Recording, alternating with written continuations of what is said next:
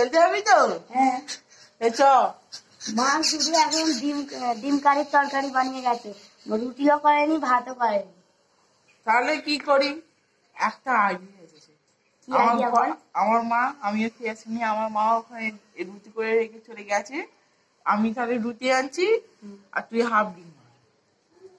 ঠিক আছে, চল।